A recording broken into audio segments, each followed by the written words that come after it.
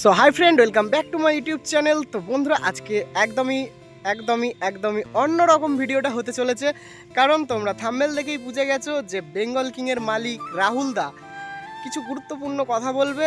আর সেই গুরুত্বপূর্ণ কথার মধ্যে রয়েছে বেঙ্গল কিং সাউন্ডের প্রথম ভাড়া, আর রাহুল দা ইউটিউব থেকে কিভাবে বেঙ্গল কিং সাউন্ড যে মাইকটা তৈরি করলো তার বিষয়ে একটু আলোচনা, আর তারই মধ্যে আরও নানান রকম প্রশ্ন রয়েছে। তো তোমরা পুরোটা দেখো, দেখে যদি তোমাদের ভালো লাগে অবশ্যই লাইক কমেন্ট, ও বেঙ্গল কিংয়ের নিউ সিরিজ ফার্স্ট ফিল্ড কোথায় যাচ্ছে না যাচ্ছে বিস্তারিত জানতে পুরো ভিডিওটা তোমরা দেখো। আর এই ধরনের ভিডিও যদি তোমাদের ভালো লেগে থাকে অবশ্যই লাইক কমেন্ট, চ্যানেলে প্রথমবার এসে থাকলে সাবস্ক্রাইব করে দেবে। আর বন্ধুরা, তোমাদের যদি কোনো পছন্দ থাকে, তোমাদের কোনো সাউন্ডের ভিডিও মানে কোনো সাউন্ডের যদি এরকম ধরনের ভিডিও দেখতে চাও, সেটা তোমরা কমেন্টে অবশ্যই জানাবে, সেটা আমি দেওয়ার চেষ্টা করব। তো চলো আপাতত তোমাদের দেখাই বেঙ্গল কিংয়ের মালিক রাহুল দা কি বলেছে নিজের বিষয়ে এবং তার সাউন্ডের বিষয়ে। তো চলো দেখতে থাকো। তো বন্ধুরা, আজকে তোমাদের সামনে আমি একটা নতুন রকম ভিডিও তুলে ধরছি। আজকে দেখতে পাচ্ছ আমার সামনে রয়েছে রাহুল দা, বেঙ্গল কিং সাউন্ডের মালিক, আর তার সাথে রয়েছে এখানে রাজুদা। তো এই দুজনকে আজকে তোমাদের মন পছন্দ বা আমার কিছু পছন্দের প্রশ্ন আছে, তো সেই প্রশ্নগুলোই করব। তো তারই উত্তর তোমরা পাবে আজকে রাহুলদার মুখ থেকে।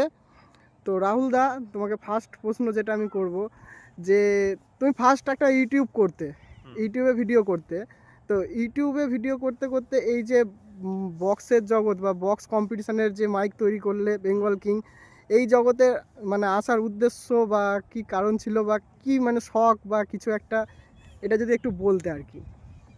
উদ্দেশ্য ছিল মাইক করব, ভালো লাগতো, ঠিক আছে, আমার সামর্থ্য ছিল, আমি করে ফেলেছি, এই নিয়ে চলছে। আর বেঙ্গল কিং ফার্স্ট যখন মার্কেটে আসে, তখন আসে আমরা জানি ম্যাক্সিমাম যে কংসারিপুর স্টার সাউন্ড মন্টুদার হাত থেকে। তো মন্টুদার হাত থেকে যখন সেটটা তৈরি হয়েছিল, তুমি ফার্স্ট ভাড়া কোথায় দিয়েছিলে? ফার্স্ট ছিল মহেশ্বরপুর পোস্টপার্বণে।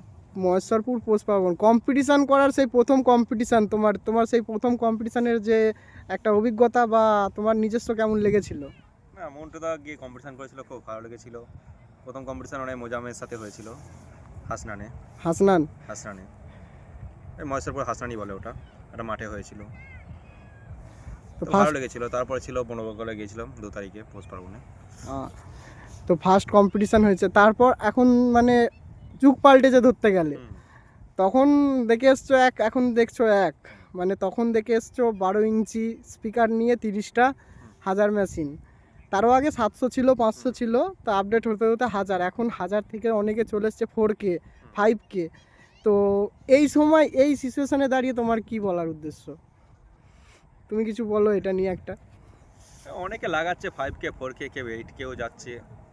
দেখো, যার যেটা ভালো লাগছে করছে, ঠিক আছে। বড় মেশিন দিয়ে বাংলা বক্সের যে আসল যে রূপটা, যে একটা ডাক ছিল বক্সের, সে জিনিসটা কিন্তু হারিয়ে গেছে, অনেকটা আরসিএফ টাইপের চলে এসেছে, ঠিক আছে। বাংলা বক্স আর এখন বাংলা বক্স বলা যাবে না, কারণ এখন ইউনিয়নেও নেই ধরতে গেলে, যে যার মন মতো করছে, করুক, যার টাকা আছে বেশি সে করবে, ঠিক আছে।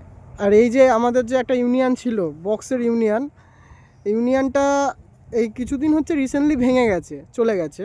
তো এই ইউনিয়ন চলে যাওয়াতে তুমি কি বলবে, মানে মালিকদের কি লাভ বা ক্ষতি কিছু হচ্ছে এটা, বা ইউনিয়ন থাকলে ভালো ছিল না খারাপ, এর কিছু মানে এর ব্যাপারে কিছু বলতে চাও? মাইকের লাভ কিছু হয়নি, পার্টির লাভ হয়েছে, কারণ পার্টিতে সে একই রেট দিয়ে যে 12 ইঞ্চি করতো, 15 ইঞ্চিটাও সে একই রেট দিয়ে করছে, রেট আহামরি কিছু বাড়েনি। সে হয়তো মালিকদের খরচা বেড়েছে, কিন্তু পার্টির লাভ হয়েছে। আর ইউনিয়নটা থাকলে কি মনে হয় ভালো হতো না? অবশ্যই ভালো হতো। একটা ইউনিয়নকে সবাই একটা ভয় করতো, সেই হিসাবে সবাই একই লেভেলের মাল ছিল, সবাই 1000 দিয়ে বাড়াতো, 12 ইঞ্চির মধ্যে আবদ্ধ থাকতো। কিন্তু এখন কেউ 15 ইঞ্চি লাগাচ্ছে, 18 ইঞ্চি, 21 ইঞ্চি। এটা পার্টির সুবিধা হয়েছে, মালিকের কোনো সুবিধা হয়নি। মালিকদের মানে পয়সা আরো উল্টে খরচা হয়ে যাচ্ছে। মালিকরা যে যেমন পাচ্ছে টাকা ইনভেস্ট করছে, ঠিক আছে, যার সামর্থ্য আছে। যার সামর্থ্য আছে। কিন্তু এই মানে 15 ইঞ্চি আসার পর তুমি একটা জিনিস লক্ষ্য করেছো কিনা জানি না, অনেক সেট যারা 12 ইঞ্চি নিয়ে ব্যবসা করতো, যারা লোন নিয়ে মাইক করেছিল 12 ইঞ্চি রিসেন্টলি, তারা কিন্তু আস্তে আস্তে অনেক তলায় চলে গেছে। তাদের কতটা, সবার তো সামর্থ্য নয়, একটা সেট করলো 6 মাস পরে, এখন দেখো না 6 মাস 3 মাস পর পর আপডেট আসছে। তো যারা গরিব মানুষ রয়েছে, সে অনেক জমি জায়গা বন্ধক দিয়ে হয়তো লোন নিয়ে করেছে মাইক, তারা কতবার কি তারা কি 6 মাস অন্তর অন্তর তারা চেঞ্জ করতে পারবে না, তাদের হয়তো বছরে 2বার কি 3বার কোনোদিনই আসবে না, হয়তো 2 বছর পরে একবার আপডেট করবে, এরকম হতে পারে। আর এবার বলো তোমার নতুন বক্স নিয়ে তুমি কিছু বলো, যে তোমার নতুন 30 কবে আসছে আর ফার্স্ট ফিল্ড কবে হচ্ছে? নতুন 30 আমার প্রায় রেডি হয়ে গেছে, তো দেখতে পেয়েছো গতকাল একটা ভিডিও ছেড়েছে, একটা বক্স কমপ্লিট হয়ে গেছে, 8টা বক্স হয়ে যাবে। তো দুটোই নতুন থাকছে, একটা ফার্স্ট জানুয়ারিতে তোমার থাকছে বুলবুলিতলা আর একটা থাকছে সিদারপুর, দুটো একই সাইজের বক্স থাকছে, তোমার দেখতে পাবে ফার্স্ট জানুয়ারিতে। আর একটা প্রশ্ন করি, মাঝখানে আমরা শুনেছিলাম যে মন্টুদা, তুমি যার কাছ থেকে ফার্স্ট উঠেছিলে, মানে ফার্স্ট বক্স তৈরি করেছিলে, তার সাথে তোমার একটু কিছু মতবিরোধী হয়েছিল। না না, মন্টুদার সাথে কোনো মতবিরোধী কিছুই নেই, এমনি জাস্ট কথা বলি না, কথা বন্ধ হয়ে গেছিলো, কিন্তু মানে কোনো ঝামেলা কোনো কিছুই হয়নি আমার সাথে, ঠিক আছে। তো আবার ফিরে এসে কেমন লাগছে মন্টুদার কাছে আবার নতুন করে? আমার সাথে কোনো সমস্যা কিছু হয়নি, আমার এমনি কথা বলা হয় না, বলতাম না, মিটে যেত, কিন্তু কোনো ঝামেলা কি ঝঞ্ঝাট কিছু হয়নি আমার সাথে। মানে জাস্ট এমনি একটা হ্যাঁ। ইয়ে মানে দূরত্ব বেড়ে গেছিলো, আবার সেই দূরত্বটা ঠিকঠাক হয়ে গেছে।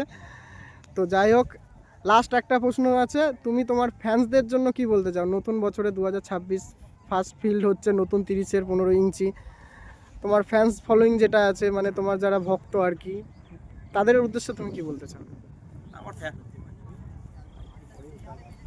কারণ আমার ফ্যান ফলোয়ার যারা রয়েছে তারা দেখতেই পাচ্ছ, অনেকে বড় মেশিন দিয়ে বাজাচ্ছে 5K 4K কেউ 8K, কিন্তু বন্ধু মানে আমার ফ্যান্সদের বলতেই চাইবো, আমি এখন আমার 1000 দিয়ে মালটা বাজবে, 9টা কি 10টা হাজার দিয়ে বাজবে, ঠিক আছে। আমার চৈত্র মাসটা দেখবো, ইচ্ছা আছে, কারণ গরমকালে ওইসব মেশিন আমি চালাতে পারবো কি না, এখন মন করতে পারি আমি মেশিন নিয়ে নিতে পারি, সেটা কোনো সমস্যা নেই, ঠিক আছে।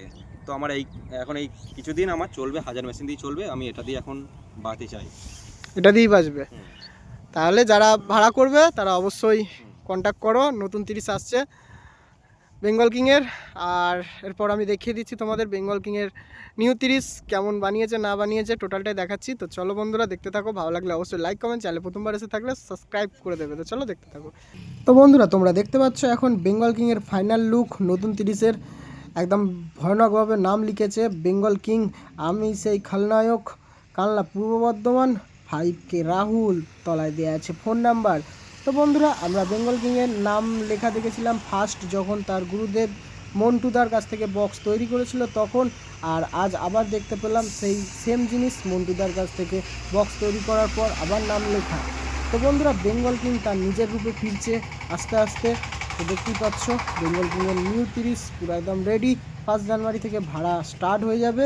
তো বন্ধুরা যদি তোমাদের ভিডিওটা ভালো লেগে থাকে অবশ্যই অবশ্যই লাইক কমেন্ট ও কেমন লাগলো বেঙ্গল কিংয়ের নিউ লুক দেখে কমেন্টে জানাতে ভুলবেন না। তো চলো বন্ধুরা আজকে ভিডিওটা ছিল এই পর্যন্তই, সবাই ভালো থাকো সুস্থ থাকো, আর নেক্সট ভিডিও এরকম ধরনের আবার আসছে, কার নিয়ে আসবো অবশ্যই কমেন্টে জানাবে। যদি তোমাদের পছন্দের কেউ থাকে তো চলো দেখতে থাকো তোমরা।